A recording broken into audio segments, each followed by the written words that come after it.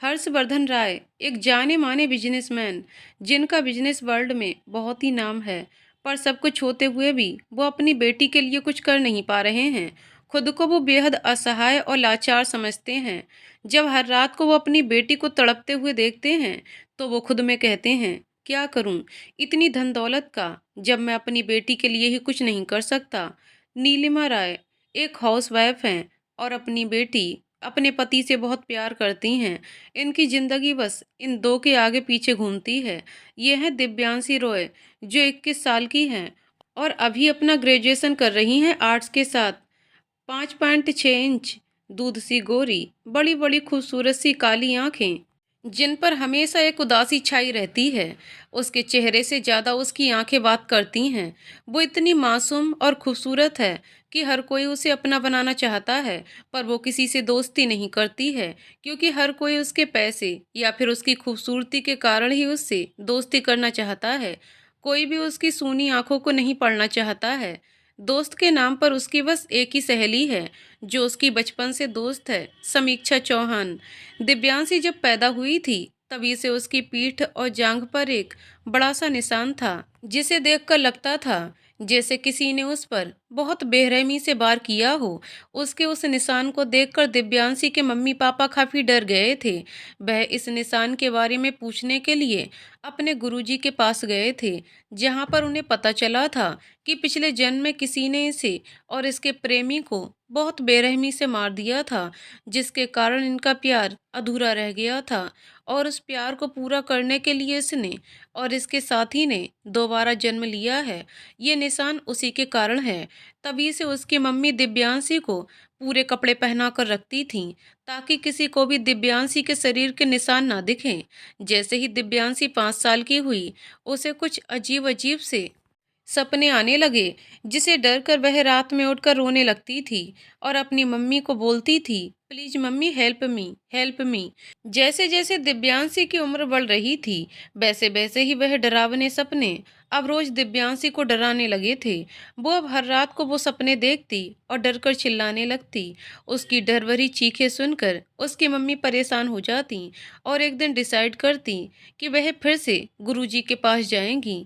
नीलिमा जी और हर्षवर्धन जी गुरुजी के आश्रम में जाते हैं और दिव्यांशी जो हर रात सपना देखती है उसके बारे में बताते हैं। ये सुनकर गुरुजी कुछ देर चुप रहते हैं और फिर बोलते हैं कि ये सपने उसे तब तक सताएंगे जब तक उसका साथी उसे मिल नहीं जाता और उसे उसका पिछला जन्म याद नहीं आ जाता। तब तक के लिए हम लोग कुछ भी नहीं कर सकते नीलिमा जी। पर गुरुजी, कोई तो उपाय होगा गुरुजी। इसका कोई भी उपाय नहीं है पुत्री, हमें माफ कर देना।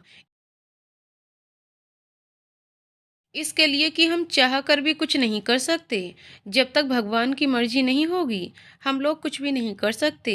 अब हम साधना में जा रहे हैं। जब दिव्यांशी को हमारी जरूरत होगी, हम उसके पास पहुंच जाएंगे। ये सुनकर दिव्यांशी के माता पिता दोनों उदास हो जाते हैं और बेमन से अपने घर लौट आते हैं। बस दिव्यांशी को हर रात तड़पता हुआ देखते रहते हैं। देखते देखते समय अपनी गति से बढ़ने लगता है और अब दिव्यांशी 21 साल की हो जाती है और सेंट जेवियर कॉलेज से अपना ग्रेजुएशन कंप्लीट कर रही है। एक दिन दिव्यांशी और उसकी फ्रेंड समीक्षा कॉलेज जा रही थी। तभी कॉलेज के गेट में उन्हें उनकी क्लासमेट अवनी मिल जाती है।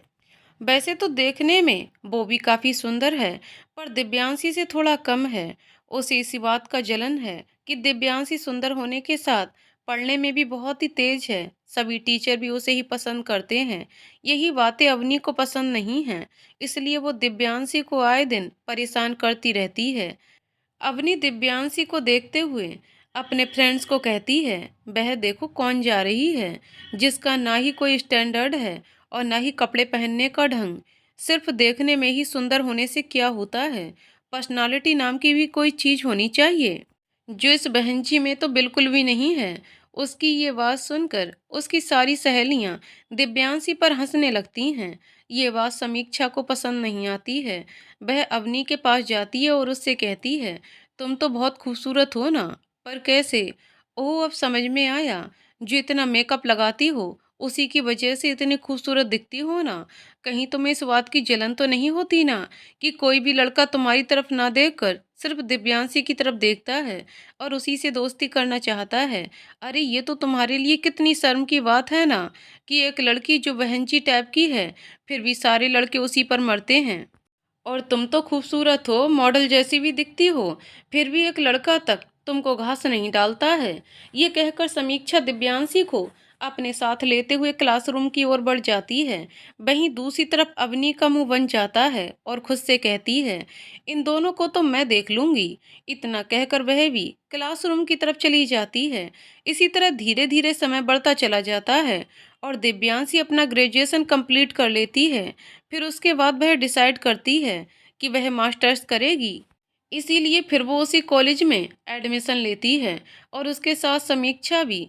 ऐसे ही एक दिन दिव्यांशी और समीक्षा कॉलेज कैंपस में बैठकर कुछ डिस्कस कर रही थीं। तभी वह लोग देखती हैं कि एक जगह पर बहुत सारी लड़कियां झुंड बनाकर जोर जोर से चिल्ला चिल्ला रही हैं। उन लोगों को चिल्लाना सुनकर समीक्षा बोली कि अरे यार दिव्यांशी, देखो ना क्या हुआ है वहां पर, जो ये लड़कियां इतना शोर कर रही हैं। चलो ना हम भी चलकर देखते हैं। दिव्यांशी, मुझे नहीं जाना है। तुझे जाना है तो तू जाकर देख वहां पर क्या हो रहा है। समीक्षा, चलना यार, देख कर आते हैं। और तुझे तो पता ही है ना, अगर तू नहीं गई तो मैं भी नहीं जाऊंगी, तो प्लीज चलना। दिव्यांशी, ओके चल। फिर दोनों उस तरफ जाने लगती हैं जहां पर लड़कियां झुंड बनाकर शोर कर रही होती हैं। वह दोनों वहां जाकर देखती हैं कि सारी लड़कियां किसी और देखे जा रही हैं, तो वह दोनों भी उस तरफ देखने लगती हैं जिधर सारी लड़कियां देखती हैं। वह दोनों ये देखकर हैरान हो जाती हैं कि वह लोग एक लड़के को देखकर इतना शोर कर रही हैं। आखिर लड़कियां शोर करे भी क्यों ना, आखिरकार हमारे हीरो की एंट्री हो चुकी है। एक लड़की अपनी फ्रेंड से कहती है, देखो ना यार कितना हैंडसम है, एकदम किसी हीरो की तरह लग रहा है। तो उसकी बात सुनकर वहीं पर खड़ी दूसरी लड़की कहती है, हाँ यार तुम बिल्कुल सही कह रही हो। फिर उन्हीं में से कोई और एक लड़की कहती है, हाँ यार देखने में तो बहुत हैंडसम है, पर मैंने सुना है बहुत एरोगेंट भी है, किसी लड़की से सीधे मुंह बात नहीं करता है। तभी उनमें से एक और लड़की कहती है, हाँ यार एरोगेंट तो होगा ही, एक तो हैंडसम, ऊपर से रिच भी बहुत है। मैंने सुना है कि उसके पापा का बहुत बड़ा टेक्सटाइल का बिजनेस है। इतना सब सुनने के बाद समीक्षा से रुका नहीं जाता और वह दिव्यांशी को अपने साथ लेते हुए तथा सभी लड़कियों को किनारे करते हुए सबसे आगे पहुंच जाती है। तो वो दोनों देखती हैं कि सामने एक हैंडसम सा लड़का खड़ा है जिसकी हाइट लगभग 6 फीट होगी, गोरा रंग, मस्कुलर बॉडी एंड गहरी नीली आंखें, जिसे देखकर कोई भी दीवाना हो जाए। पर वह लड़का किसी भी लड़की को भी भाव नहीं देता था, क्योंकि उसे अपने संबंध स्पेशल की तलाश थी जो आज तक उसे मिली नहीं थी। समीक्षा उस लड़के को देखकर कहती है, यार क्या हैंडसम बंदा है। दिव्यांशी, तूने उसकी आंखें देखी, कितनी खूबसूरत हैं यार, कोई लड़का इतना हैंडसम कैसे हो सकता है। दिव्यांशी, तुझे तो हर लड़का हैंडसम लगता है, कोई नई बात बता। समीक्षा, अगर तू अपनी किताबों की दुनिया से बाहर निकलेगी तभी तो तुझे पता चलेगा कि इस दुनिया में हैंडसम लड़के भी हैं। दिव्यांशी, इन लड़कों के चक्कर में पड़ने से अच्छा है ना कि मैं अपने किताबों में ही घुसी रहूं। समीक्षा, तू सच में बहुत बोरिंग है, तेरा कुछ भी नहीं हो सकता। दिव्यांशी, बड़े अफसोस की बात है, तुझे ये बात आज पता चली। मुझे तो लगा था तू बचपन से मेरे साथ है, तो ये बात तू जानती होगी। ये कहकर दिव्यांशी हंसने लगती है, पर उसकी हंसी की आवाज़ किसी और के कानों में भी जाती है।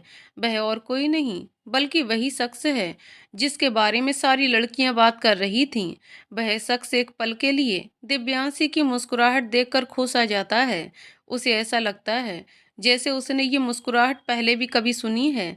वह उसे तब तक ऐसे ही निहारते रहता है जब तक कि वह वहां से चली नहीं जाती है। अब थोड़ा सा हीरो का परिचय हो जाए क्या। अद्वैत खन्ना, जाने माने टेक्सटाइल कंपनी के मालिक नीरज खन्ना के बड़े बेटे रोशनी खन्ना, अद्वैत की मम्मी जो कि एक हाउसवाइफ हैं। रियांश खन्ना घर के छोटे बेटे हैं, पर अद्वैत की जान है। वह अपने छोटे भाई से बहुत प्यार करता है, उसके लिए वह कुछ भी कर सकता है, यहाँ तक कि अपनी जान भी दे सकता है। अनय कपूर, अद्वैत का बेस्ट फ्रेंड। एक दिन जब दिव्यांशी अपने क्लास में पढ़ाई कर रही थी, तभी अद्विक अपने फ्रेंड्स के साथ आता है और सभी से कहता है, हेलो एवरीवन। सभी स्टूडेंट एक साथ कहते हैं, hello sir. Advik, I know, आप सभी सोच रहे होंगे कि मैं आपके क्लास के टाइम पर क्या करने आया हूँ। बेल दोस्तों, मैं आप सबको ये बताने आया हूँ कि इस सैटरडे को आप सभी के लिए फ्रेशर पार्टी का आयोजन किया गया है, जिसमें आप सभी का आना अनिवार्य है। किसी का कोई भी एक्सक्यूज नहीं चलेगा। आई होप आप सब समझ गए होंगे। इतना बोलकर अद्विक और उसके दोस्त बाहर निकल रहे होते हैं। तभी एक लड़की अद्विक से टकरा जाती है, जिससे वो बहुत गुस्सा हो जाता है और उस लड़की पर जोर से चिल्लाते हुए कहता है, अंधी हो क्या, देखकर नहीं चल सकती हो। इतना कहकर वो वहां से चला जाता है। वो लड़की जैसे ही अपना मुंह खोलती है कुछ बोलने के लिए, तो देखती है अद्विक वहां पर है ही नहीं। वो खुद से कहती है, उस लड़के की इतनी हिम्मत कि मुझसे यानी कि अवनी से इस तरह से बात करे, इसे तो मैं देख लूंगी। इतना बोलकर वो अपनी क्लास में चली जाती है। अवनी को क्लास में देखकर सब ठंडा रिस्पांस देते हैं। समीक्षा अवनी को देखती है तो दिव्यांशी से कहती है, देखो ये चुड़ैल यहाँ भी आ गई, पता नहीं कब हमारा पीछा छोड़ेगी। दिव्यांशी, तुझे उससे क्या, तुम अपनी पढ़ाई पर ध्यान दो। समीक्षा, पता नहीं तुम किस मिट्टी की बनी हो, समझ नहीं आता। वो यहाँ पर भी देखना, तुम्हें परेशान करने का मौका नहीं छोड़ेगी। दिव्यांशी, जाने देना, तू क्यों अपना खून जला रही है। समीक्षा, ओके, मैं आगे से कुछ भी नहीं कहूंगी, पर अगर उसने तुझे कुछ कहा तो उसकी फिर खैरियत नहीं। दिव्यांशी, ओके। समीक्षा, अच्छा तू ये बता, फिर फ्रेशर पार्टी के दिन क्या पहनने वाली है। दिव्यांशी, पता नहीं। समीक्षा, वैसे भी तू जो भी पहनेगी सब तुझ पर अच्छा लगेगा। दिव्यांशी, अच्छा ये सब डिस्कस करना छोड़, अब घर के लिए निकलते हैं, नहीं तो लेट हो जाएंगे। फिर वो दोनों घर के लिए निकल पड़ते हैं। इधर अवनी को पता चलता है कि वो जिस लड़के से टकराई थी वो अद्विक है, तो वो खुशी से पागल हो जाती है और खुद से कहती है, ओह सिट, जिसके लिए मैंने कॉलेज में एडमिशन लिया उसी को नहीं देख पाई। कोई नहीं, फ्रेशर पार्टी के दिन कहाँ जाएगा। इसी तरह देखते देखते सैटरडे का दिन भी आ जाता है। सभी जोरों शोरों से फ्रेशर पार्टी के लिए अपनी अपनी तैयारियां करने लगते हैं, क्योंकि सबको फ्रेशर पार्टी में सबसे सुंदर लगना था। इधर समीक्षा दिव्यांशी को कॉल करके पूछती है, अरे यार, तुम आज क्या पहन रही हो। दिव्यांशी, पता नहीं। समीक्षा, तुम्हारा तो कुछ पता ही नहीं रहता है। दिव्यांशी, तो तू इतना गुस्सा क्यों कर रही है। समीक्षा, गुस्सा नहीं करूं तो क्या करूं, कुछ समझ ही नहीं आ रहा, मैं आज के लिए क्या पहनूं। दिव्यांशी, तू कुछ भी पहन ले, बहुत खूबसूरत लगेगी। समीक्षा, पर मेरे पास कुछ भी ढंग के कपड़े नहीं हैं। दिव्यांशी, अरे यार, 15 दिन पहले ही तो तूने नए कपड़े लिए थे। समीक्षा, अरे यार, वो कपड़े 15 दिन पहले लिए थे ना, अब पुराने हो गए। सुन ना, आज मॉल चलते हैं और कुछ नए कपड़े लेकर आते हैं। दिव्यांशी, ओके। समीक्षा, अच्छा मैं आधे घंटे में तुम्हारे घर आती हूँ, फिर दोनों साथ में चलते हैं। दिव्यांशी, ठीक है। फिर दिव्यांशी और समीक्षा एक मॉल पर जाते हैं। दिव्यांशी समीक्षा से कहती है, तू आगे बढ़, मैं अभी कार पार करके आई। दिव्यांशी कार पार करने के लिए थोड़ा सा अपनी कार को पीछे करती है, जिससे उसके पीछे से आती कार से टक्कर हो जाती है। वो गाड़ी वाला गुस्से से अपनी कार से निकलता है और बिना दिव्यांशी को देखे चिल्लाने लगता है, ओ हेलो, अंधे हो क्या, दिखाई नहीं देता कि पीछे से एक गाड़ी आ रही है। अरे गाड़ी पार करनी है तो आगे पीछे थोड़ा देख तो लेते, पर देखनी थोड़ी है ना, जहां मन किया वहीं गाड़ी पार कर दो। उस लड़के की आवाज सुनकर दिव्यांशी डर जाती है। वो अपनी कार से बाहर निकलती भी नहीं है। दिव्यांशी को कार से बाहर ना निकलते देखकर वो गुस्से में उसके कार की तरफ बढ़ने लगता है। उसे अपनी ओर बढ़ता देखकर दिव्यांशी और डर जाती है। वो लड़का उसकी कार के पास आकर कहता है, ओ हेलो, अंधे के साथ बहरे भी हो क्या, जो सुनाई भी नहीं दे रहा। ये कहकर वो शख्स कार की खिड़की पर नॉक करता हुआ कहता है, बाहर निकलो कार से। दिव्यांशी तुरंत कार का गेट खोलती है, जिससे कि दिव्यांशी के कार के पास खड़ा वो शख्स गिर जाता है। उस शख्स को गिरा हुआ देखकर दिव्यांशी थोड़ा सा डर जाती है और उससे कहती है, अद्विक सर आप। अद्विक, जी मैं। दिव्यांशी, सॉरी, जानबूझकर नहीं किया। दिव्यांशी को उसका सॉरी कहना ऐसा लगता है जैसे वो उसका मजाक उड़ा रही है। अद्विक खड़ा होकर कहता है, एक तो तुम्हारी वजह से मेरी कार में स्क्रैच आ गए, और तो और मैं तुम्हारी वजह से नीचे जमीन पर भी गिर गया। और सॉरी तो ऐसे बोल रही हो जैसे कि मेरे पर मेहरबानी कर रही हो। दिव्यांशी, मैंने जानबूझकर आपकी गाड़ी को टक्कर नहीं मारी, वह थोड़ा सा पार करने में लग गई। मैं सॉरी बोल रही हूँ ना उसके लिए। अद्विक, जब गाड़ी चलानी नहीं आती है तो चलाती क्यों हो? बस तुम लड़कियों से बहस करवा लो, उसके अलावा तुम लोगों से कुछ काम नहीं हो सकता। दिव्यांशी, माना कि हमारी गलती है, इसका मतलब ये नहीं कि आपके मुंह में जो आए वह आप बोलेंगे। अद्विक, सच में तुम लड़कियां ना इम्पॉसिबल हो। दिव्यांशी, तो आप सब लड़के कौन सा पॉसिबल हैं? जब मैं अपनी गलती मान रही हूँ उसके बाद आप बेवजह बोले जा रहे हैं। अद्विक, मैं बेवजह बोल रहा हूँ या तुम? दिव्यांशी, हाँ, आप और मुझे अभी शॉपिंग के लिए देर हो रही है, तो मैं आपसे बिना मतलब के बहस नहीं कर सकती हूँ। और ये कहकर दिव्यांशी वहां से चली जाती है। अद्विक वहीं पर खड़ा रह जाता है और खुद से कहता है, इस लड़की की हिम्मत तो देखो, एक तो खुद गलती करती है और मुझसे कहती है कि मैं बेवजह की बातें कर रहा हूँ। फिर दिव्यांशी मॉल के अंदर चली जाती है। दिव्यांशी को आता देखकर समीक्षा उसके पास जाती है और उससे पूछती है, अरे यार, तू इतना लेट कैसे हो गई? इस पर दिव्यांशी कहती है, कुछ नहीं यार, बस एक पागल से पाला पड़ गया था। फिर दोनों अपनी शॉपिंग में लग जाती हैं, जहाँ समीक्षा को एक ब्लू कलर का गॉन पसंद आता है। वहीं दिव्यांशी इधर उधर घूमने लगती है। उसे इधर उधर घूमता देखकर समीक्षा कहती है, अरे यार, तू भी कुछ अपने लिए पसंद कर लेना। दिव्यांशी, नहीं यार, तू ही ले, मैं ठीक हूँ। समीक्षा, तू चुप से बैठ, मैं तेरे लिए एक अच्छा सा गॉन पसंद करती हूँ। फिर समीक्षा का ध्यान मैनेक्विन पर लगे एक बहुत ही सुंदर ब्लैक कलर के गॉन पर जाती है, जिसे देखकर समीक्षा दिव्यांशी से कहती है, अरे यार, देख उस स्टैच्यू पर कितना खूबसूरत सा गाउन लगा हुआ है। दिव्यांशी, हाँ यार, वो गाउन तो सच में बहुत खूबसूरत लग रहा है। समीक्षा, तो अपने लिए ले लो ना।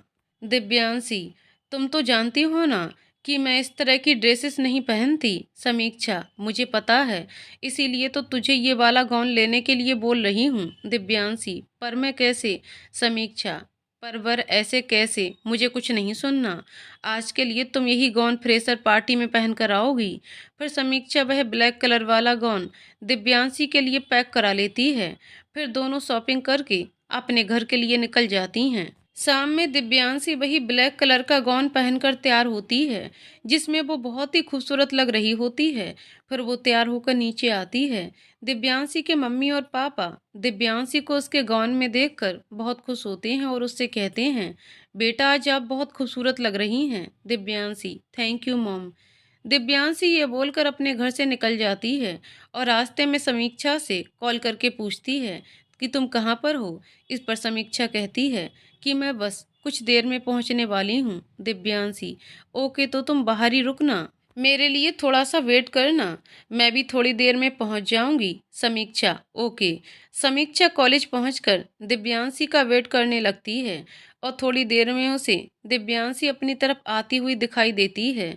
समीक्षा दिव्यांशी को देखकर कहती है, यार, तू तो एकदम पटाखा लग रही है, पता नहीं आज और कितने लोग तुम पर मरने वाले हैं। दिव्यांशी, ओ समीक्षा, तुम क्या बकवास करती रहती हो? तुम मुझे क्या बोल रही हो? अपने आप को देखो, क्या लग रही हो? ऐसा लगता है कि जैसे आज किसी का कत्ल करने के इरादे से तैयार होकर आई हो। समीक्षा, तू तो किसी को भाव देने से रही, तो मैंने सोचा कम से कम मैं ही ये काम कर दूं। और ये बोलकर दोनों अंदर चली जाती हैं। जैसे ही दिव्यांशी और समीक्षा अंदर जाते हैं, सभी लोगों की नज़र दिव्यांशी पर ही अटक जाती है। वैसे तो दिव्यांशी देखने में बहुत सुंदर है, पर उस पर ब्लैक गाउन में कयामत लग रही थी। हर किसी की नज़रें सिर्फ दिव्यांशी पर ही थीं। सभी लोगों को दिव्यांशी की ओर देखता देखकर समीक्षा कहती है, देखा, मैंने कहा था कि इस फ्रेशर पार्टी में सबकी नज़र तुझ पर ही रहेगी। फिर दोनों आगे बढ़ने लगती हैं और हॉल के बीच में खड़ी हो जाती हैं। उधर दूसरी तरफ खड़ी अवनी और उसकी फ्रेंड्स दिव्यांशी का रूप देखकर जल जाती हैं। मोना बोलती है, यार देखो, दिव्यांशी आज कितनी खूबसूरत लग रही है। वैसे तो हर टाइम झल्ली सी नजर आती है, पर आज देखो, वह इस ब्लैक कलर के गाउन में बहुत ही खूबसूरत लग रही है। अवनी दिव्यांशी की तारीफ सुनकर जल भुन जाती है और मोना से कहती है, तुम चुप रहो, वह कोई सुंदर नहीं है, बस अच्छे से मेकअप मार कर आई है, इसलिए वह इतनी अच्छी दिख रही है। मोना, यार तू ना खुद को झूठी तसल्ली क्यों दे रही है? तुम्हें अच्छे से पता है कि पूरा कॉलेज जानता है कि उस कॉलेज में दिव्यांशी जैसी कोई भी सुंदर नहीं है, बस उसका पहनावा थोड़ा बहनजी टाइप का है, वरना कॉलेज में सबसे सुंदर वही है। लेकिन एक बात समझ में नहीं आती। अवनी, क्या? मोना, अरे यार, इतने बड़े बिजनेसमैन की बेटी है, फिर भी इसका पहनावा थोड़ा अजीब है। अवनी, हाँ यार ये तो है, पर तू अब उसकी ज़्यादा तारीफ ना कर, समझी ना? मोना, ओके यार, सॉरी, बस तू चिढ़ मत। सभी आपस में बातें करते रहते हैं कि तभी किसी के कुछ बोलने की आवाज़ आती है, तो सभी लोगों का ध्यान उस तरफ जाता है। Hello everyone, good evening. I hope कि आप सभी पार्टी अच्छे से एंजॉय कर रहे हैं। जैसा कि आप सभी को पता है आज की पार्टी किस लिए रखी गई है, तो फिर आप सभी अपने आप को एक दूसरे से इंट्रोड्यूस कीजिए और इस पार्टी को एंजॉय कीजिए। तभी एक शख्स अपनी किलर लुक के साथ उस पार्टी में एंट्री करता है, जिसे देखकर सभी लड़कियां आहें भरने लगती हैं, पर वह किसी को ना देखकर सीधे अपने दोस्तों के पास चला जाता है और उनसे बोलता है, सॉरी यार, थोड़ा सा लेट हो गया, अब बताओ पार्टी कैसी चल रही है? तो उसका दोस्त अनय कहता है, पार्टी तो ठीक चल रही है, पर यार तेरे बिना कुछ मज़ा नहीं आ रहा है। फिर उसके सारे दोस्त भी यही कहते हैं कि यार अद्विक, कुछ करना, ये पार्टी बड़ी बोरिंग सी लग रही है, जिधर देखो सब खड़े होकर सिर्फ बातें करने में ही बिजी हैं। लगता है हम फ्रेशर पार्टी में नहीं बल्कि कॉलेज के कैंपस में खड़े हैं। अनय, हाँ यार अद्विक, सभी लोग सही कह रहे हैं, एकदम पार्टी बोरिंग लग रही है, तो कुछ रंग जमा देना, इसमें कुछ ऐसा तड़का डाल कि पार्टी का मज़ा दोगुना हो जाए। अद्विक, ओके। फिर वह किसी एक लड़के की तरफ इशारा करता है। वह लड़का अद्विक का इशारा समझकर उसके लिए एक गिटार लेकर आता है। गिटार देखकर सभी लोग खुश हो जाते हैं और अद्विक से कहते हैं कि प्लीज यार, कोई ऐसा कोई सॉन्ग सुनाओ जिससे कि इस बोरियत पार्टी में जान आ जाए। सभी लोग आपस में बातें करने में बिजी थे, तभी उनके कानों पर एक प्यारी सी धुन सुनाई देती है। वह सब उस बजती हुई धुन की तरफ मुड़कर देखते हैं कि कोई गिटार बजा रहा है।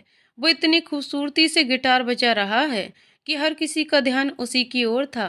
तभी समीक्षा दिव्यांशी से बोलती है, देखना यार, कितनी प्यारी धुन है। दिव्यांशी, हाँ, पर जैसे जैसे उस धुन की आवाज़ तेज हो रही थी, पता नहीं दिव्यांशी को कुछ धुंधला धुंधला सा नजर आ रहा था। वह समझ ही नहीं पा रही थी कि उसके साथ ये हो क्या रहा है। तभी अचानक से दिव्यांशी एक सॉन्ग गाने लगती है। वो सॉन्ग को इतनी खूबसूरती से गा रही थी कि सभी लोग अद्विक को छोड़कर दिव्यांशी की तरफ देखने लगते हैं। दिव्यांशी अपने गाने में इतनी बिजी हो जाती है कि उसके आसपास क्या हो रहा है उसे कुछ भी दिखाई नहीं दे रहा था। जब अद्विक ने भी उसके गाने के बोल सुने, तो वह भी गिटार बजाना छोड़कर दिव्यांशी की तरफ बढ़ने लगता है। फिर वह दिव्यांशी के पास जाकर अपनी गिटार बजाने लगता है। जैसे जैसे अद्विक के गिटार की धुन बढ़ती है, वैसे वैसे दिव्यांशी के बोल और खूबसूरत हो जाते हैं। उन दोनों को एक साथ इस तरह देखकर ऐसा लग रहा था जैसे वे दोनों जन्म जन्मांतर के साथी हैं। सभी लोग बस दिव्यांशी और अद्विक को ही देखे जा रहे थे। अद्विक जैसे ही अपना हाथ दिव्यांशी की तरफ बढ़ाता है, उसी समय अवनी आकर अद्विक का हाथ थाम लेती है, जिससे अद्विक का गिटार बजना रुक जाता है और उसके गिटार की धुन का रुकना सुनकर दिव्यांशी भी रुक जाती है। फिर दोनों ही एक दूसरे की आंखों में देखते हैं, जहां दिव्यांशी को अद्विक की आंखों में एक अजीब सी कशिश महसूस होती है, वहीं अद्विक को दिव्यांशी की आंखों में एक अजीब सा सूनापन नजर आता है। दोनों एक दूसरे को देख ही रहे होते हैं कि तभी समीक्षा आती है और दिव्यांशी से कहती है, यार तूने कितना अच्छा गाना गाया, पर तूने सीखा कहाँ से? मैंने बचपन से लेकर आज तक तो तुम्हें कभी गुनगुनाते भी नहीं सुना है। दिव्यांशी, पता नहीं क्यों, पर उसकी धुन में एक अजीब तरह की कशिश थी और उस धुन को सुनकर पता नहीं मुझे क्या हुआ, अपने आप मेरे मुंह से बोल निकलने लगे जिसे मैं चाहकर भी रोक नहीं पाई। समीक्षा, कोई टेंशन लेने वाली बात नहीं है। धुन इतनी अच्छी थी कि तुम अपने आप को रोक ही नहीं पाई। पर एक बात मेरी भी समझ में अभी भी नहीं आई, यार तू इतना अच्छा कैसे गा रही थी? दिव्यांशी, पता नहीं यार। फिर वो आगे समीक्षा से कहती है, चलो ना यार, मुझे यहाँ अजीब सी फीलिंग हो रही है, अब घर चलते हैं। समीक्षा, पर पार्टी तो अभी खत्म नहीं हुई है। दिव्यांशी, तुम्हें रहना है तो रहो, मैं जा रही हूँ क्योंकि मुझे बिल्कुल भी अच्छा नहीं लग रहा है। समीक्षा, ओके बेट, साथ में चलते हैं। अगर तू नहीं रहेगी तो मैं इस पार्टी में क्या करूँगी? फिर दोनों उस पार्टी से अपने घर के लिए निकल जाते हैं और इधर अद्विक दिव्यांशी को पूरी पार्टी में ढूंढने लगता है, पर वह उसे नहीं मिलती है। अद्विक को इस तरह परेशान देखकर अनय उसके पास पहुंचकर उससे पूछता है, क्या हुआ? तुम इतने परेशान क्यों लग रहे हो और किसे इतनी शिद्दत से ढूंढ रहे हो? अद्विक, बोबो। अनय, क्या बोबो लगा रखा है? अद्विक, कुछ नहीं, चलो अब घर चलते हैं। अनय, पर अभी तो पार्टी खत्म नहीं हुई। अद्विक, मैं कुछ नहीं जानता हूँ, अगर तुम्हें चलना है तो चलो, नहीं तो यहीं बैठकर अपनी पार्टी एंजॉय करो। अनय, तू भड़क मत, चल चलते हैं घर। फिर अद्विक और अनय भी अपने घर के लिए निकल जाते हैं और इधर अवनी अद्विक को पूरी पार्टी में ढूंढती है, पर अद्विक उसे कहीं भी नहीं मिलता है। वो खुद से कहती है, अरे यार अभी तो यहीं था, कहाँ चला गया? आज तो मौका था उसे अपने हुस्न के जाल में फंसाने का, पर वह आज फिर से हाथ से निकल गया। अवनी को इस तरह बड़बड़ करते आते देखकर उसकी फ्रेंड मोना उसके पास आती है और उससे पूछती है, क्या हुआ जो यहाँ पर खड़ी होकर बड़बड़ किए जा रही हो? अनय, कुछ नहीं यार, आज फिर वह अद्विक हाथ से निकल गया जिसके लिए इतना तैयार होकर पार्टी में आई थी, वही इस पार्टी में नहीं दिख रहा। मैंने सारी पार्टी में उसको ढूंढ लिया। मोना, अद्विक चला गया तो क्या हुआ? पार्टी में और भी तो लड़के हैं ना, आज उनसे ही काम चला लो, अपना मूड मत खराब कर, चल चल कर पार्टी एंजॉय करते हैं। अवनी, हाँ यार तू सही कह रही है। इधर दिव्यांशी अपने घर पहुंचती है और आज जो पार्टी में उसने फील किया उसके बारे में सोचने लगती है। इधर अद्विक का भी यही हाल था, वह भी दिव्यांशी के बारे में ही सोच रहा था। अद्विक खुद से कहता है, उसकी आंखें इतनी सूनी क्यों थीं? क्यों उसकी आंखों में एक अजीब सा खालीपन था? क्यों जब वह गाना गा रही थी तो मैं उसकी तरफ खिंचा चला गया, और क्यों मेरा दिल उसकी ओर झुकने लगा था? क्यों, आखिर क्यों? आखिर वह है कौन जो मुझे इतना इफेक्ट कर रही है? नेक्स्ट डे दिव्यांशी कॉलेज जाती है और अपना लेक्चर अटेंड करने लगती है। तभी उसके क्लास में प्रिंसिपल एक लड़के के साथ आते हैं और सभी स्टूडेंट से कहते हैं कि यह है रियांश खन्ना, अद्विक के भाई, जो अपनी अनकम्प्लीट स्टडी को इस कॉलेज से पूरा करने के लिए आए हैं। तो प्लीज़ आप सब इन्हें पढ़ाई में कोऑपरेट कीजिए, खासकर आप दिव्यांशी। दिव्यांशी, आप रियांश की मदद कीजिएगा और उन्हें किसी भी टॉपिक में हेल्प चाहिए तो आप कीजिएगा। दिव्यांशी, जी सर। प्रिंसिपल फिर वहाँ से चले जाते हैं। रियांश उसके बाद दिव्यांशी के पास जाता है और उससे कहता है, क्या मैं यहाँ बैठ सकता हूँ? पर न जाने क्यों उसे रियांश की गैर मौजूदगी में अजीब सी घुटन फील होती है, जिसके कारण दिव्यांशी उसे कुछ नहीं कहती। दिव्यांशी को कुछ ना कहता देखकर समीक्षा कहती है, हाँ आप बैठ सकते हैं। Riyansh, thank you. वैसे मैं रियांश और आप, मैं समीक्षा और ये मेरी फ्रेंड दिव्यांशी। रियांश, क्यों आपकी दोस्त कुछ नहीं बोलती है क्या? समीक्षा, नहीं ऐसी कोई बात नहीं है। रियांश, हाय दिव्यांशी। पर दिव्यांशी उसे कुछ नहीं कहती, बस उसे घूरे जा रही थी। उसके आगे रियांश कुछ कहता, दिव्यांशी उठकर क्लास से बाहर चली जाती है। उसे इस तरह बाहर जाता देखकर समीक्षा भी उसके पीछे चली जाती है और समीक्षा दिव्यांशी के पास जाकर उससे पूछती है, क्या हुआ जो तुम इस तरह आ गई?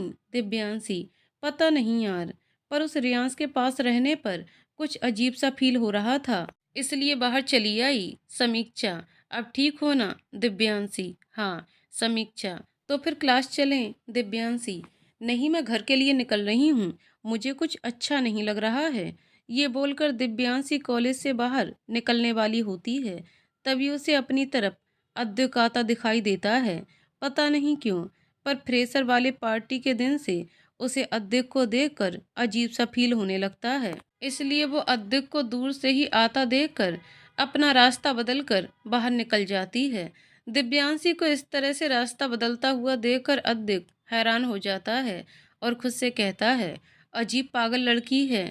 शाम होते ही समीक्षा दिव्यांशी को कॉल करती है और उसका हालचाल पूछने के बाद थोड़ी सी इधर उधर की बातें करके फ़ोन को रख देती है। अपने कमरे में बैठी दिव्यांशी रियांश और अद्विक के बारे में सोच रही थी। पता नहीं क्यों, पर इन दोनों के आसपास रहने से अजीब सा फील होता है। कुछ भी समझ नहीं आ रहा है क्यों इन दोनों से मिलकर ऐसा फील होने लगा है। पहले तो बस अपने सपनों से ही परेशान थी, अब ये दोनों भी ओ गॉड हेल्प मी और ये कहकर सोने लगती है। कहीं दूर एक आदमी कहता है, उस लड़की को कुछ भी याद नहीं आना चाहिए। अगर समय से पहले उसे सब कुछ याद आ जाएगा तो अनर्थ हो जाएगा। दूसरा आदमी, उसे कुछ भी याद आने से पहले मैं उसे अपना बना लूँगा। उसके बाद अगर उसे याद आ भी जाएगा तो वो हमारा कुछ भी बिगाड़ नहीं पाएगी। पहला आदमी, तुम जितना सोच रहे हो उतना आसान नहीं होगा। भले ही उसे अभी कुछ याद नहीं है, पर ये मत भूलो कि उसके ऊपर साक्षात से भगवान का हाथ है, जो उसे समय समय पर तुमसे बचने के लिए आगाह करते रहेंगे। दूसरा आदमी, ये सब मुझे पता है, तुम्हें याद दिलाने की जरूरत नहीं है। पहला आदमी, संभल कर और होशियारी के साथ उस लड़की को अपनी तरफ करना है। तुम्हें तो याद ही होगा ना उसका श्राप, कि तुम उसे उसकी मर्जी के बिना छू भी नहीं सकते। अगर तुमने उसे छूने की कोशिश की तो वो तुम्हारा शरीर का वो भाग जल जाएगा जिससे तुमने उसे छुआ होगा। दूसरा आदमी, मालूम है, इसीलिए तो मैं उसके पास रहकर उसका दिल जीतने की कोशिश करूंगा, और एक बार उसकी मुझसे शादी हो गई तो उसके बाद उसका श्राप भी मिट जाएगा। पहला आदमी, जो भी करना है जल्दी करना, क्योंकि ये बात तो तुम भी अच्छी तरह से जानते हो कि उसका प्यार भी लौट आया है और वो उसे बचाने की हर मुमकिन कोशिश करेगा। दूसरा आदमी, उसे उसके प्यार तक पहुंचने से पहले मैं उसे अपना बना लूँगा। अगर फिर भी उस व्यक्ति ने हमारे बीच आने की कोशिश की तो वही उसका अंजाम होगा जो उसका पिछले जन्म में हुआ था। ये कहकर दोनों इंसान अपने अपने रास्ते की तरफ चल पड़ते हैं। इधर दिव्यांशी रात में फिर एक बार वही सपना देखती है और वह सपने में किसी का धुंधला चेहरा देखती है जो उससे कहता है, मैं आपसे बहुत प्यार करता हूँ राजकुमारी, और अब आपके बिना नहीं रह सकता। मैं जल्द ही पिता महाराज से आपके बारे में बात करूँगा। तभी पीछे से कोई उस व्यक्ति पर हमला कर देता है, जिसे देखकर वह राजकुमारी जोर से चिल्लाती है और दिव्यांशी भी नींद में जोर से चिल्लाकर उठ जाती है। दिव्यांशी की आवाज़ सुनकर उसके मम्मी पापा दोनों दौड़कर उसके रूम में आते हैं और उसकी मम्मी दिव्यांशी से पूछती हैं, क्या हुआ बेटा, आप इतने ज़ोर से क्यों चिल्लाए? दिव्यांशी, मॉम वो लोग उसे मार डालेंगे, प्लीज़ मॉम उसे बचा लीजिए। नीलिमा जी, किसे बेटा, किसे मार डालेंगे? यहाँ पर कोई नहीं है, देखो। फिर दिव्यांशी अपनी आंखें खोलकर देखती है तो उस कमरे में उसके मॉम डैड के अलावा और कोई नहीं दिखता है। वह से सकते हुए अपनी मॉम से कहती है, पता नहीं मॉम, कब मुझे इन सपनों से मुक्ति मिलेगी, कब ये सपना मेरा पीछा छोड़ेंगे। नीलिमा जी, तू चिंता मत कर बेटा, देखना बहुत जल्दी तुझे इन सपनों से मुक्ति मिल जाएगी। दिव्यांशी, कब मॉम, कब? आप हर बार यही कहती हैं। नीलिमा जी, बस तू सही समय का इंतजार कर, देखना वह एक दिन बहुत जल्द आएगा। दिव्यांशी, पता नहीं मॉम, वह दिन कब आएगा। नीलिमा जी, अच्छा बेटा, रात काफ़ी हो गई है, अच्छा अब तुम सो जाओ, मैं यहीं तुम्हारे पास बैठी हूँ। फिर दिव्यांशी सो जाती है। उसके सोते ही उसकी मॉम दिव्यांशी के डैड से कहती हैं, पता नहीं कब मेरी बच्ची को इन सपनों से मुक्ति मिलेगी, कब तक उसे और तड़पना पड़ेगा। हर्षवर्धन जी, आप चिंता मत कीजिए, देखिएगा बहुत जल्दी हमारी बेटी को इन सपनों से मुक्ति मिल जाएगी। नीलिमा जी, भगवान से बस अब यही विनती करती हूँ कि मेरी बच्ची की ज़िंदगी में जो भी काला साया है वो जल्द दूर हो जाए। फिर इस उम्मीद के साथ ही उनकी बेटी की ज़िंदगी में सब कुछ अच्छा हो जाएगा। ये सोचकर दोनों अपने कमरे में चले जाते हैं। आगे की कहानी अगले वीडियो में। तो दोस्तों, आपको कहानी कैसे लगी कमेंट करके ज़रूर बताइएगा। कहानी पसंद आई हो तो वीडियो को लाइक शेयर करें और चैनल को सब्सक्राइब करें। कहानी को पूरा सुनने के लिए बहुत बहुत धन्यवाद दोस्तों।